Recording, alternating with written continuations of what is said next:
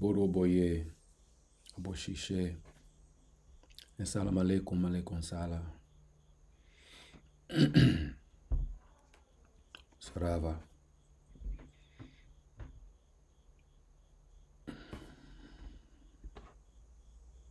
What is witchcraft for beginners? What I wish I knew. What I wish I knew when I first got on the path.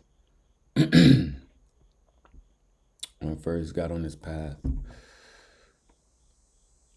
I had been an avid student of the occults and the esoteric sciences, metaphysics, mysticism for many years before I even decided to truly venture into the realm of what people quote unquote call witchcraft.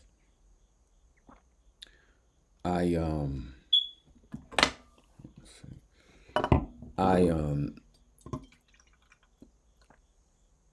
spent many years practicing meditation, spent many years studying different Eastern philosophies, practicing different Eastern philosophies, to the point that I actually got results from my practices. A lot of people say they meditate, a lot of people say they do this and they do that, and they don't really ever see any results other than maybe they can find that they can control their emotions a little better, or maybe they can control their thoughts a little better.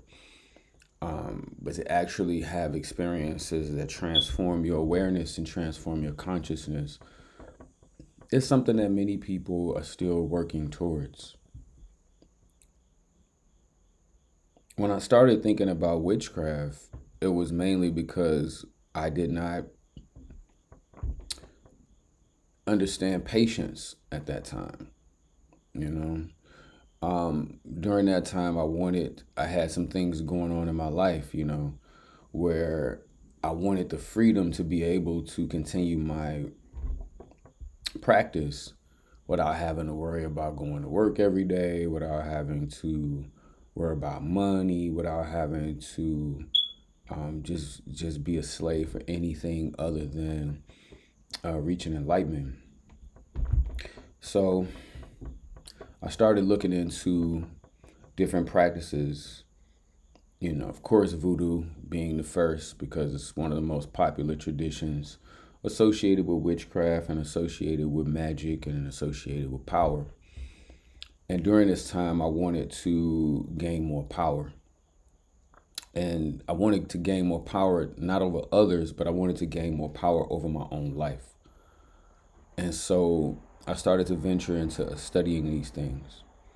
From voodoo, I got introduced to Palo Mayombe. And it was easier to learn about Palo Mayombe than voodoo, mainly because during that time, it was all about going to Haiti to get initiated into voodoo. And I didn't know anybody in Haiti, and nor did I really even trust to go to Haiti with someone else for initiation. Plus, they were talking like $21,000 for initiation and all that. And I was just like, I'm broke. I ain't got no $20,000 to pay for that shit. So I just wasn't. And so I started looking into, Palo Mayombe, particularly as much because the Nganga was a part of the tradition that actually fascinated me. It gave witch vibes. You know what I mean? Like, it gave the witch's cauldron, and that's exactly what it is. And so I saw Palo Mayombe as a tradition that was really along the lines of witchcraft. It embodied all of the elements of what a witch was known to do and work with. Everything from working with earth, working with plants, working with stones, working with points in nature, working with the moon, working with the dead, working with fire, working with all of these different elements that you would read about when you were younger. Like you would see the witch cooking up her potions and cooking up her, her different spells and things of that nature. And I was able to resonate with Palo Mayombe because of this, because I saw all the elements of witchcraft within the tradition. And then, I, because Palo Mayombe is preserved by the Caribbean and preserved by the Latino ethnicity as much, Cubanos and, Puerto Ricans, Venezuelans, and now Mexicans, the term brujo or bruja, which means warlock or witch, gave it away. At that point, I was like, oh, okay, so we're brujas, or brujos, and brujas. Okay, so we're witches and warlocks. This is what the tradition teaches. Okay? And so I'm like, oh, okay. So you jump into these traditions, and I'm getting into what I wish I knew. You get into these traditions without understanding the spiritual hierarchy, without knowing anything about your spiritual core. It all depends upon who you go to as well. If you go to somebody that's thorough, then you're probably going to go through all the checks and balances to make sure that there's even a path for you in witchcraft, in Palo Mayombe, in Kimbanda, in Voodoo, in Obia, or any of these traditions that propagate the idea of witchcraft. Okay?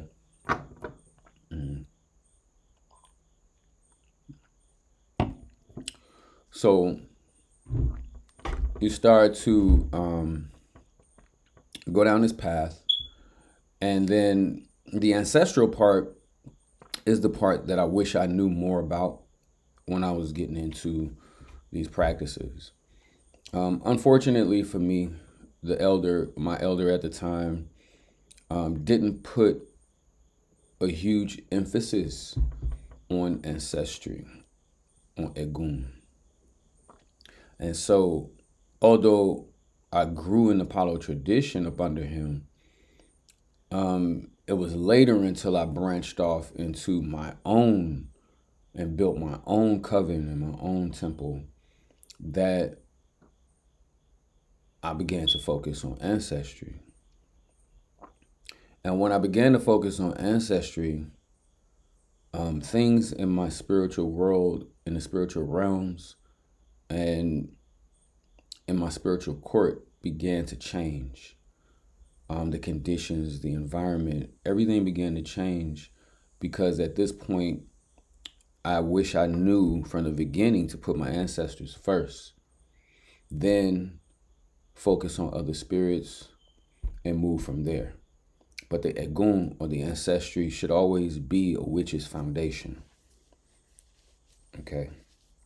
We can immediately go and start, delving into all of these different pantheons and all of these different deities and things of that nature. But it only makes sense that why would I focus on all these other spirits without focusing on the people that came before me? Why wouldn't I think that I could work with this spirit from the cemetery, but I can't work with my grandmother or my grandfather or even entities of the Egun that go farther than that I don't even know? Why can't I work with them? And the thing about it is, it doesn't really require initiation to work with your ancestors, although you can be initiated into Egungun and the Yoruba tradition. But technically, you don't need to be initiated into Egun to work with your Egun. You can receive consecrated items that will help you to connect with your Egun better, but you don't need to be initiated as an Egungun priest in order to call on your Egun and work with your Egun. And so had I known about working with my Egun long before I even got into Palo Mayombe, to be honest with you, I probably would have stuck with working with my Egun for many years before I even decided to join a Palo Mayombe house or coven or anything of that nature in ATR. I would have just stuck with my Egun and allow my Egun to elevate my life, because 9 times out of 10, that's what your Egun want to do for you. They want to elevate your life. They want to elevate you without being known, without being Nebrotishan, without being Tata. You know, you could quietly sit and work with your Egun and allow your Egun to elevate your life. This is something that I wish I would have known before I ventured into the ATR. That probably would have been as far as I would have gone as far as working with the dead, had I got more information about how to do that early on. But destiny is what destiny is, and here I am today, sitting before you, having been able to penetrate these different traditions, being able to become priests in these various traditions, and seeing that all of the traditions are kind of linked together unconsciously. They're linked together. Like, most people don't really pay attention to that, because they either, like any religion that the human mind clings to, it has tunnel vision. So it's going to focus on that one tradition. You got people who are in Palo, that's all they're ever going to do is Palo. You got people who are in Ifa, that's all they're ever going to do is Ifa. They feel like that's all they need. That's all they, they need to work with, so forth and so on. Voodoo and so forth and so on. That's their religion. Me, on the other hand, the way that my journey went, I didn't really have, although Palo was I was very interested in Palo as a spiritual practice to gain power in my life, to gain power over my life and so forth. It was not my first choice. Everybody knows that King Banda was my first choice. And it was Eshu and King Banda who told me that I needed to go master Palo first. And so that's what I did. I spent the next years of my life, working diligently and very hard up under my padrino, so that I could learn as much as I could before his passing, because he was up there in age when I met him. And so I worked very hard to grow in the Palo tradition as at the rate that I did. Most people say that the level that I'm at in Palo normally takes an individual 20 years. It didn't take me 20 years. For one, I'm a quick student. I understand things from an occult perspective. And these are things that you also need to understand when dealing with witchcraft, is to do your due diligence, do your research. Research as much as you possibly can, and then go ask questions to a person who is already teaching. You know what I mean? If you see that the Tata in your neighborhood is not teaching people, but he's collecting money and he's doing services, but he ain't really sitting down teaching nobody, go ask the people that are already in the mode of teaching. They won't have a problem answering your questions in most cases. Doesn't mean you need to work with that person or get initiated with that person, but you will have a better understanding as to what you're getting into before you go and commit yourself to working with an individual who you may feel familiar with. So do your research, do your due diligence. Understand that witchcraft is not evil inherently. It's the individual who makes it evil. It's what's in the individual's heart, is their temperament that turns it evil. It does not have to be evil. Witches are nothing different than a different type of shaman, or a different type of medicine man or medicine woman. Or, these are people who understand the forces of nature, who understand the essences that exist in natural things. These are people who understand the ancestral realm, who work with the ancestral realm, who work with the spirits of the dead and are not afraid of the spirits of the dead, many people will be like, oh, black magic because it works with the spirits of the dead. You do understand that we're all going to become spirits of the dead one day. So how could dead people be evil inherently? Now, if they were evil in life, if they were wicked people in life, 9 times out of 10, if you're working with their spirit, you're going to work with a part of their spirit that resonates with what they were doing in life. If you want to work with your left hand and do malefic work, then yeah, you're going to work with a person who was robbed banks, killed people, drug dealed, maybe even, assaulted people, whatever. You know what I mean? Like a murderer, you're going to work with that type of spirit, and you know what type of work that you're going to be doing with that type of spirit. But for all intents and purposes, a lot of times when you work with the spirits of the dead, as long as I have, they become like your family. And so if you treat them like family, then they'll protect you like one of the family. If you treat them like slaves, then there comes a time whereas you may get out of control with what you're asking them to do, and they'll let it backfire on you in such a way that it could end your life. You know what I mean? So understand that witchcraft is not evil. It's not something that is here to take you to hell or anything like that. It's no different than a knife. A knife can be used to cut bread, or it could be used to feed a whole family, or it could be used to stab somebody and hurt them. So understand that it's all about the way that you wield it. It has nothing to do with how long have I been talking on here? It has nothing to do with the forces themselves. You know what I mean? I've even often asked forces that are considered to be, I've often asked spirits that would be considered to be evil to do very good things for people. You know what I mean? That's a different type of alchemy, a different type of transmutation of energy that I kind of try to teach my students who work with me, because, they come young. Everybody wants to be a part of a witchcraft coven, cult, house, something with some power. A lot of people come to me, they say, man, I need to work with something hot. I need to work with something with some power. I respect Ifa, I love Ifa, but you know what I'm saying, I need something that's going to hit like this and woo up the bam. And I'm like, okay, then, but just understand that you don't want to become a part of these practices just so you could curse people, or hurt people.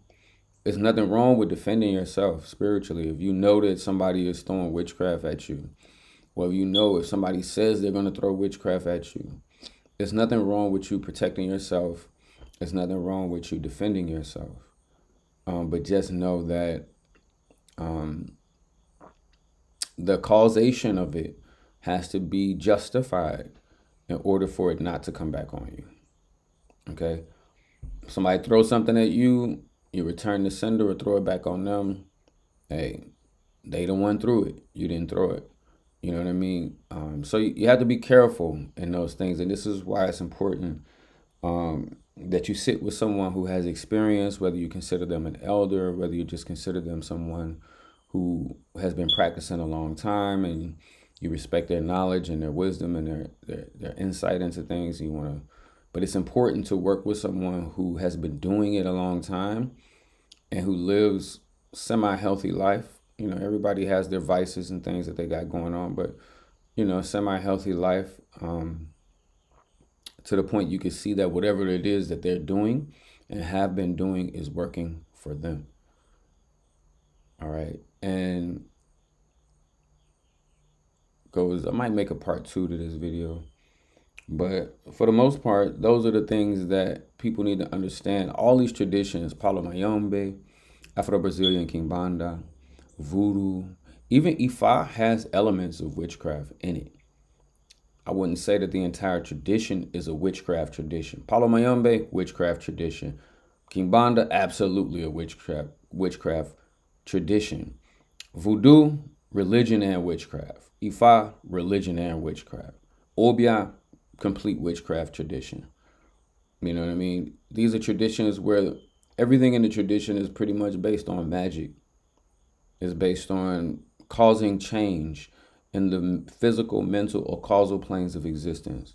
This is witchcraft. This is magic. Anything that allows you to cause change in the physical, mental, or non-corporal or causal realms of existence can be considered witchcraft or magic. Witchcraft is a form of magic because witchcraft is in a category of sorcery. And if y'all watch my previous videos where I taught you the difference between a sorcerer and a magician, a sorcerer is an individual who has the ability to conjure forces, but they don't know how those forces exist. The magician is the individual who understands the universal laws and how they may be bent in order to shape reality or cause change in the physical, mental, or causal planes of existence. But he or she also knows how they exist. The reason why these individuals know how they exist is because in higher magic, the altar is the mind. And so once you begin controlling these forces with your mind, you can't help but understand how they exist. Whereas a lot of people, in these other traditions, we use elements, we use blood, we use rum, we use gin, we use cigars, we use offerings, we use things to excite these spirits. And in most cases, 9 times out of 10, most people aren't clairvoyant enough to be able to perceive these spirits in their realm as they exist right now. And so we're just in front of the shrine, asking the energy to come through the shrine and to do what it is that we want it to do for whatever purpose that we want, right? And so technically you do not understand how that spiritual force exists. You just know that if you go before the shrine, say this, spray this, blow this, do this, you're going to get this type of effect. That's technically sorcery, to be able to ensorcel energy. Also to be able to cause change in the physical, mental, and causal planes of existence. And so when you're a magician, though, you don't have to go before a shrine. Your mind is the shrine, right? Your mind is the shrine. You don't go before a shrine. You understand the electromagnetic energy that exists in all things. You understand the law of causation, the law of correspondence, the law of polarity, the law of rhythm, the law of gender, the law of vibration, the law of mentalism. You understand these laws in such a practical way that you are able to tap into esoteric and occult forces within and without your consciousness in order to cause change in the physical, mental, and causal planes of existence. The difference is between sorcery and a magician is sorcery is the easy way out. Witchcraft is easy. It's easy for anyone to begin practicing witchcraft. To be a magician takes many, many years of training, many, many years of meditation, many, many years of training. It's not something you can just jump into and start doing unless you were blessed to be born with an ennobled spirit already. And you can easily, even then you still need training. Even if you were born with certain gifts, you still need training to refine those gifts so that you can have them under complete control in order to practice high magic. Sorcery is easy. Any moron can blow some rum on a damn shrine and pray. Anybody can do that. That's nothing. You know what I mean? As long as the spirit or the energy recognizes you, and the only way it's going to recognize you is you go through a formal ritual called an initiation process. Initiate means to begin. So to begin a process of working with these spirits, to initiate, to begin working with these spirits, you have to go through this ritual, this ceremony in which now the spirits of the shrine will recognize you. So now that when you go before the shrine with your rum, your cigars, your OT, your offerings, your roosters, your goats, whatever, the spirit that's there will recognize you. But you still do not have full control over the situation. Mentally, you only are praying, which is why prayers are necessary. Magicians don't pray. You see? So magicians don't have to pray. Sorcerers will find themselves in supplication and prayer in order to get what they want from a spirit that they do not understand how it exists. Okay. So, yeah, this is technically what witchcraft is for those people beginning down the path of witchcraft. It's not nothing that's inherently evil or anything like that. It all depends upon where you take it, you know. And one of the things that, you know, I wish I knew on this path was to work with my ancestors first. If I was going to dabble into witchcraft, then the first thing I need to do is work with my ancestors and let them guide me to the actual path that my ancestors practiced when it came to witchcraft. That is the tradition or the path that is going to give you the most success. You know what I mean? It's not to say that you can't practice Palo Mayombe because you don't have any Cuban ancestors or something like that. It doesn't say you can't practice it, but if you were to venture into, let's say you found out that your ancestors practice voodoo, right? You would have a better chance at connecting with an elder and learning voodoo because your ancestors did it. And they're going to help guide you down that path. They're going to help make it easy for you to grow in that tradition because you're keeping within your lineage, you're keeping within your bloodline. Whereas if you try to go all the way over to the other side of the world, you know, where your ancestors were not prevalent, you know, although you may be able to still practice that tradition, you may, for whatever reason, have to deal with some challenges or some obstacles in order to grow and learn in that tradition. So one of the things that I wish that I would have done was learn to work with my ancestors first before getting into Palo Mayombe, before getting into any type of ATR, because I feel like things that I have endured on my path and my journey, I would not have endured as much if I would have gave my ancestors their due from the very beginning.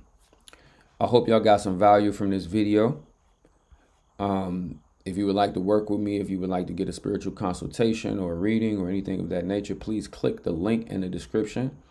Click the link tree in the description of the video and book with me through my link tree. And I hope to see you guys really, really soon. See you on the next video. Peace.